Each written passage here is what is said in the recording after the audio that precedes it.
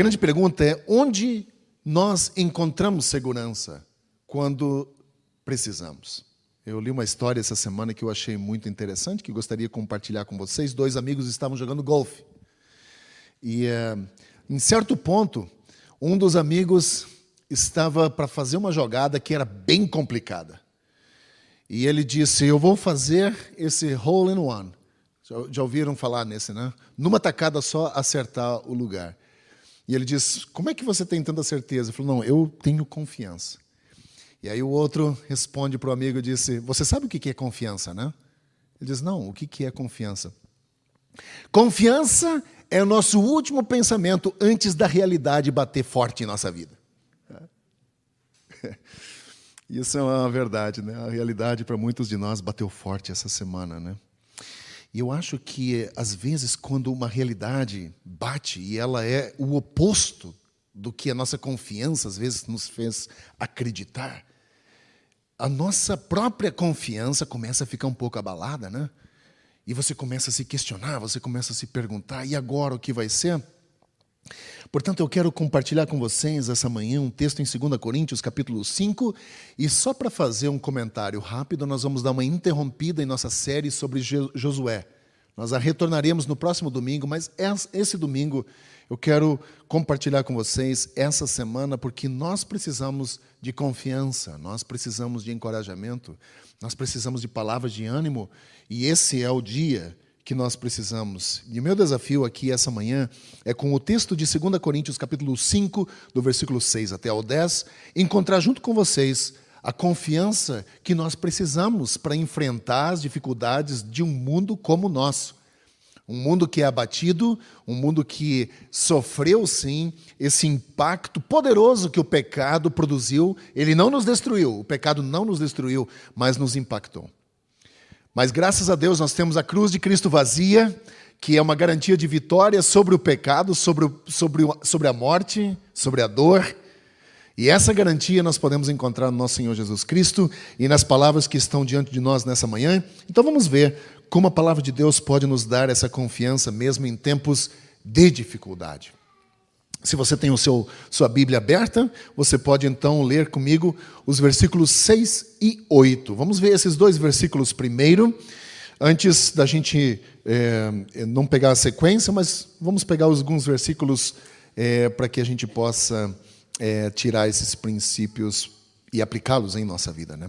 Primeira coisa, cristãos confiantes. O que caracteriza um cristão confiante? Você pode acompanhar também, tem um pequeno esboço daquilo que nós vamos estudar aqui no seu boletim informativo dessa manhã. Cristãos confiantes têm os pés aqui na terra, mas os seus olhos estão no céu, na eternidade. É isso que o texto mostra. Paulo diz aqui em 2 Coríntios, capítulo 5, versículos 6 e 8, o seguinte: portanto, e é interessante que nesse curto texto, 2 vezes, Paulo diz: temos confiança. Eu e você podemos ter confiança, irmãos. E não é uma confiança vazia. Veja que ele diz: portanto, temos sempre confiança e sabemos que, enquanto estamos no corpo, estamos longe do Senhor. Nós não estamos na presença dele ainda, apesar de já experimentar aqui as maravilhas daquilo que nós vamos receber, mas não estamos. Temos, pois, confiança e preferimos estar ausentes do corpo e habitar com o Senhor. Onde é a tua casa? Onde é o seu lar? Nós cantamos aqui a música no início, né? Onde é a sua casa? Se você se muda com frequência, a resposta a essa pergunta pode ser: o meu lar é no dia que eu chegar numa cidade ou num bairro onde eu fincar raízes. Eu e Raquel, em 18 anos, nós mudamos 7 vezes. Em 18 anos de casado. 7 vezes a gente mudou. E São Paulo foi para mim e para Raquel a 7ª mudança, em 18 anos, né? E isso parece bastante, né? Mas meus pais mudaram 14 vezes, eu acho, 14 ou 15 vezes. Então, eu tenho isso no meu DNA, de ficar mudando. Mas eu gosto. Agora, eu acho que a mudança pode ter os seus benefícios, né? Quando você muda bastante, tem os seus benefícios. Você conhece gente nova, você conhece lugares novos, faz amigos novos. E o resultado disso é que a gente conhece muita gente, né? De muitos lugares.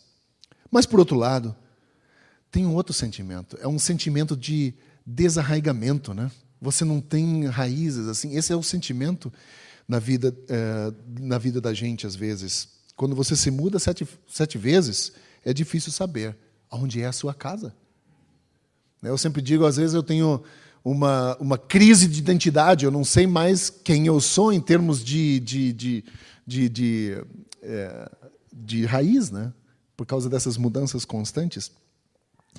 Mas quando eu estou fora de casa, quando eu viajo, eu estou longe da minha família, e quando eu volto, eu não chego na minha casa e abraço as cortinas e beijo as cortinas. Eu não chego em casa e pulo no tapete, abraço o tapete e beijo o tapete. Nossa casa é linda, eu gosto dela, mas é a minha casa porque lá moram as pessoas que eu amo. Se as pessoas que eu amo não estivessem lá, não seria a minha casa. E é esse o ponto que Paulo está defendendo aqui nesses versículos. Nossa casa não é nesse mundo. O nosso lar não é aqui. Nossa casa está em outro lugar. Nossa casa não é aqui. E nós nunca estaremos em casa nesse mundo. Nunca vamos estar. Se você busca um lugar onde você não tem mais que se despedir dos seus amados, ou de quem você ama, você não encontrará esse lugar aqui no planeta Terra. Porque aqui estamos constantemente nos despedindo de pessoas que amamos. Constantemente. E o que o apóstolo Paulo diz é que nós temos um outro lugar preparado para nós. E as despedidas dessa vida devem nos fazer sentir saudades do céu. Ao dizer adeus a Celina essa semana, nós temos que ter saudade do céu. E dizer assim, eu quero vê-la. Nos despedir também do Fúvio, né? Foi assim. Nós temos um lugar, e não é aqui, preparado para nós. Alguém uma vez disse o seguinte, se você se sente deslocado, sem raízes, separado por qualquer motivo, anime-se.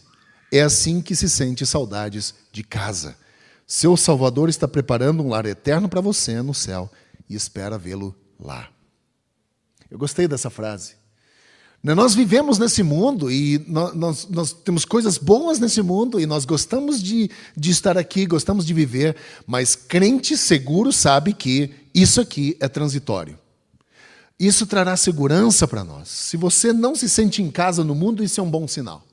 Isso é um bom sinal, porque somos peregrinos e um lugar melhor nos aguarda. Portanto, a segurança do cristão está nisso. Nós temos os pés numa realidade.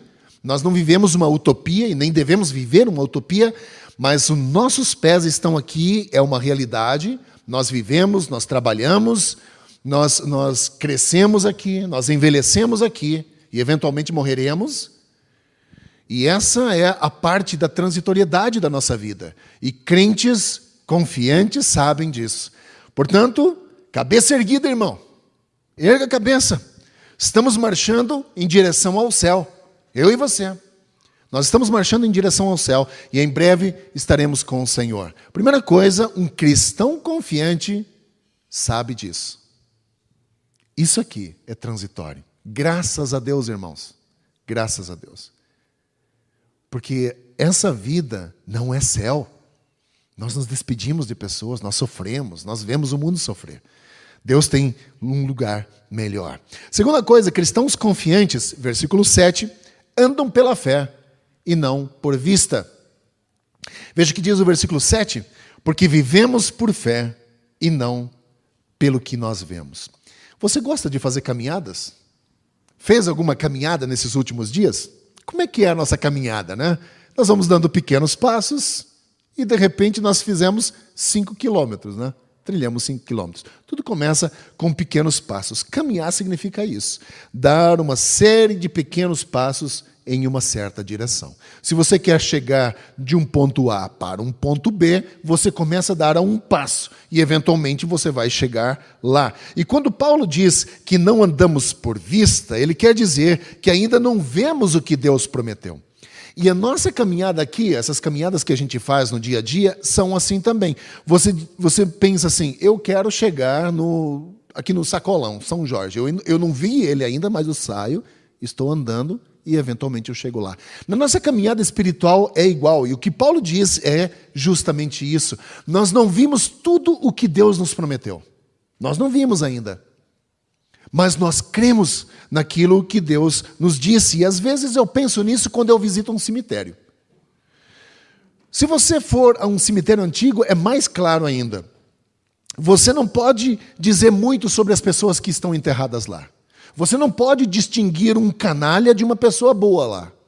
Porque o que está escrito nas lápides são coisas geralmente muito superficiais. Um bom marido, uma boa esposa, ou coisas mais genéricas. Descanse em paz. De repente ele foi um extremo canalha, mas você não sabe. Você não distingue as pessoas por aquilo que você vê ali. E quando nós olhamos aqui esse texto, nós vemos que todos nós temos uma caminhada muito parecida. Nós vivemos e nós morremos. Muito iguais. Morremos sem ver tudo aquilo que nós acreditamos se cumprir. Quando nós olhamos para a história do povo de Deus desde o Antigo Testamento, nós vamos ver um relato em Hebreus dizendo que pela fé, eles não viram, mas creram. Nós vivemos uma espécie de coisa assim também. Nos é prometido de que no último dia nós ressuscitaremos. Eu sou pastor, já fiz vários funerais, e todas as pessoas que eu oficiei o funeral, o corpo deles continua na sepultura. Não houve nenhuma ressurreição. Ainda. Mas a nossa fé se pega no ainda.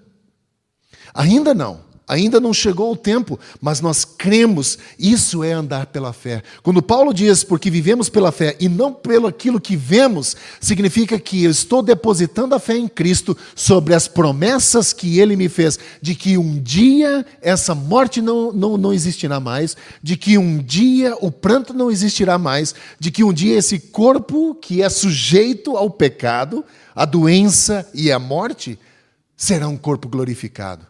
E através da ressurreição, impossível de morrer de novo. Eu me apego a essa promessa e eu ando pela fé. Portanto, quando nós falamos que ainda não vimos, é isso que significa andar pela fé. E cristãos confiantes andam pela fé. Nós não vimos ainda todas as coisas que Deus nos prometeu. Mas ainda não. Mas um dia veremos. Cristãos confiantes andam pela fé, versículo 7 nos ensina isso.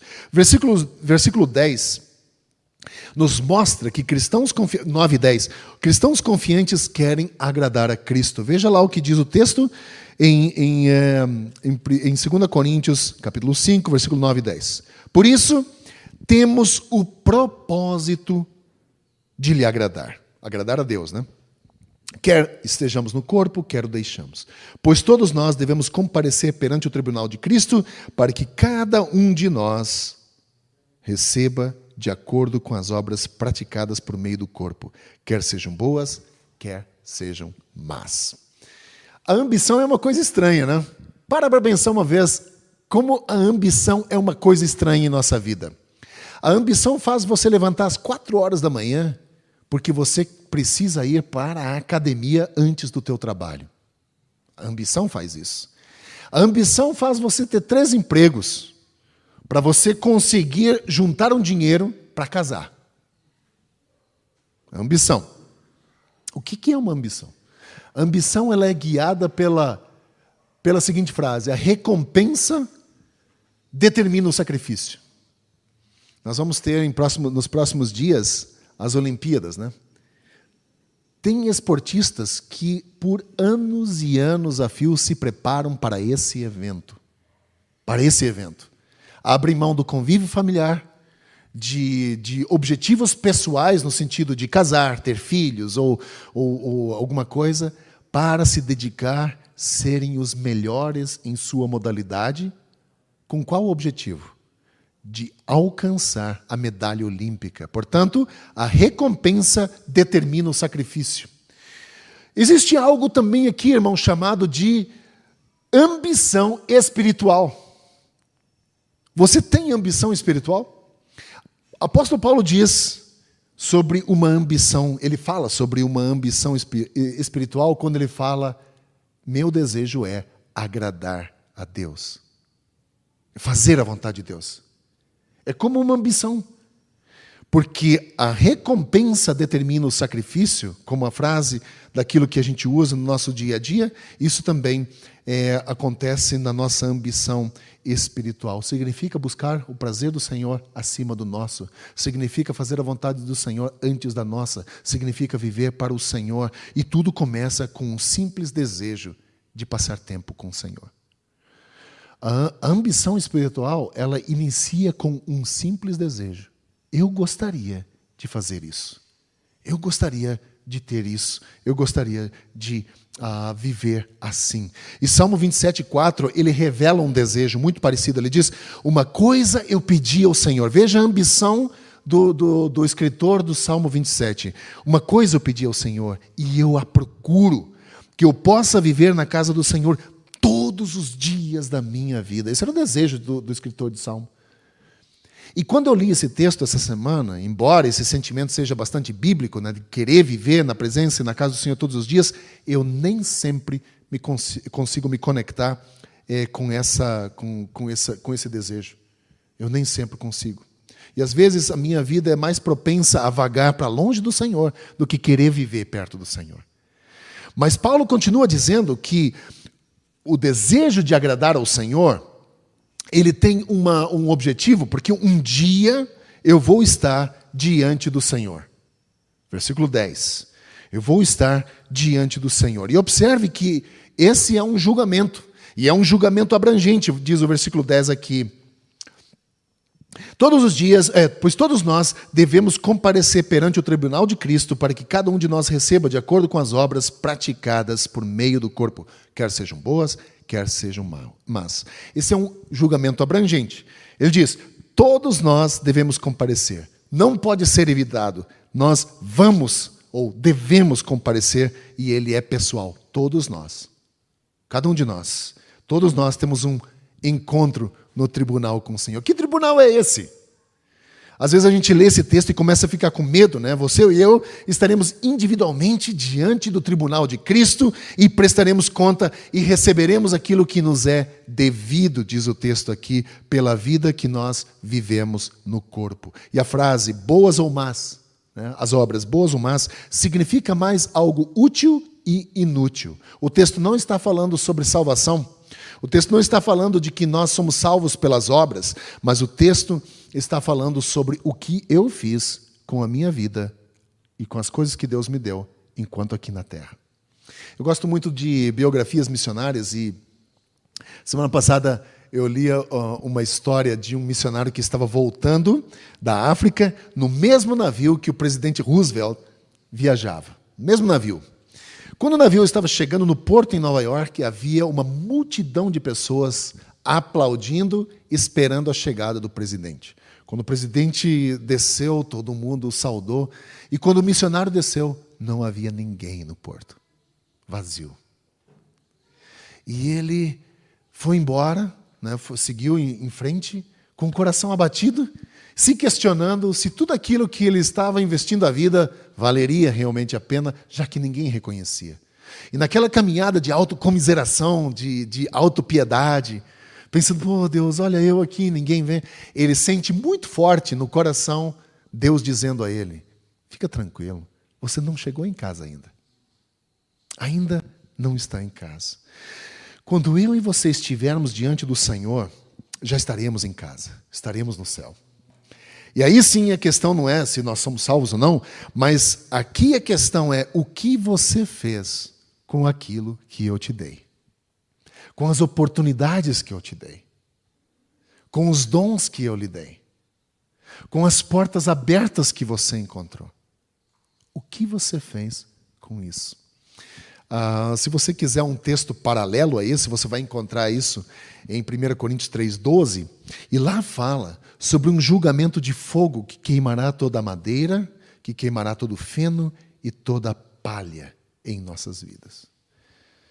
Em outras palavras, nós vamos nos surpreender ao chegar diante do Senhor um dia e perceber que muito daquilo que nós fizemos aqui e julgamos ser tão importantes, para Jesus não vai valer nada. Vai ser feno, vai ser palha, vai ser madeira. Mas tem outras coisas que talvez para o mundo não teve valor algum. E justamente aos olhos de Deus serão ouro, prata e pedras preciosas, o que permanecerá. Que é justamente o ouro, a prata e as pedras preciosas do caráter cristão e piedoso. E aqui o fogo não é o fogo do inferno, mas é o olhar do fogo de Cristo que não pode ser enganado. Eu posso enganar muita gente com obras piedosas aqui, né? E podem impressionar pessoas. Eu posso fazer um monte de coisa legal que pode impressionar pessoas, mas não impressionam o nosso Senhor. Podem ser palha, podem ser feno. A visão de Cristo, ela ultrapassa toda a hipocrisia, toda a aparência. A visão de Cristo, ela vê o verdadeiro valor das coisas. E ele não pode ser enganado. Portanto, irmãos, num dia nós vamos estar diante do Senhor. E nós vamos prestar conta daquilo que nós fizemos com a nossa vida. Com o nosso tempo. E aqui eu queria encorajar você.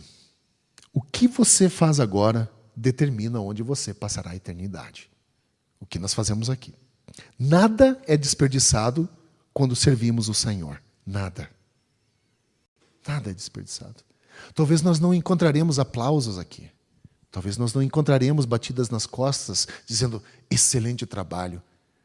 Mas não é esses aplausos, não é essas palavras de afirmação que um crente seguro busca. Nós buscamos a afirmação do Senhor. Tá? Quando nós estivermos em casa e Ele nos disser, bem-vindo, meu filho, pode entrar, servo bom e fiel. Eu espero ouvir isso do meu Senhor. Talvez a gente nunca escute isso aqui na terra. Mas um cristão seguro, ele espera pela recompensa. Cristo vê atos de bondade. Jesus vê o que os outros não percebem. E um dia nós seremos recompensados por Ele. Então, ânimo. Continue fazendo o trabalho do Senhor. Continue envolvido no trabalho do Senhor. O que Deus está nos dizendo com esse texto que temos diante de nós aqui essa manhã, esse texto de 2 Coríntios, capítulo 5, versículos 6 até o 10. Quando eu olho para esse mundo e as circunstâncias desse mundo, eu vejo muitas coisas que podem nos levar ao desespero. Nós realmente vivemos tempos estranhos. Nós realmente vivemos tempos difíceis. Agora, se você procura esperança, fique longe das redes sociais e pare de assistir noticiários de televisão. Você não vai encontrar esperança lá. Mas nós podemos estar confiantes quando nós nos concentramos na realidade eterna. Quer vivamos ou morramos, estaremos com o Senhor. Enquanto aqui na terra, vamos servir o Senhor. E um dia estaremos diante do Senhor. Essa é a realidade eterna. Isso deve ser mais do que suficiente, né?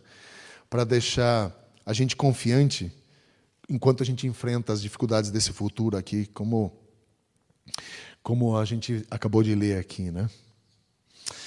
Coragem, irmão. Coragem. Fique firme. O Senhor não é injusto a ponto de esquecer de nós. Deus não é injusto. Deus é justo e nos dará a medida recompensa que nós merecemos, diz o texto bíblico aqui. Ele vê tudo o que você passa, teu sofrimento, tua dor, teu chorar, né? Também os desejos de desistir, muitas vezes. Deus vê todas essas coisas e entende isso e nos fortalece. E quando nós estivermos diante do tribunal de Cristo, como esse que a gente acabou de ler, o próprio Deus nos recompensará. O próprio Deus nos receberá. Portanto, a palavra do Senhor para essa manhã, para cada um de nós é essa. Continue firme. Continue lutando. Continue caminhando pela fé. Continue crendo. Não abra mão disso. Sofrimentos virão em nossa vida, mas continue caminhando, continue lutando, continue andando pela fé, crendo que o Senhor é soberano em todas as áreas. O melhor ainda está por vir. O melhor ainda está por vir e não demorará muito. Quando você olha os eventos à nossa volta, mais um pouco e o próprio Senhor voltará. Mais um pouco. E todas essas lutas que você enfrenta, você e eu enfrentamos todos os dias, terão um fim. E essas batalhas que nós lutamos não durarão para sempre. Essa longa estrada tenebrosa e triste chegará ao fim. E esse velho mundo cheio de perigos, de dores e sofrimentos acabará. E nós estaremos com o Senhor. Portanto, apegue-se firme à sua fé, continue crendo, coloca aí a armadura do Senhor, a armadura de fé, não desista, viva com Cristo, dependa dEle e honre o Senhor enquanto você está aqui. Que Deus abençoe você assim.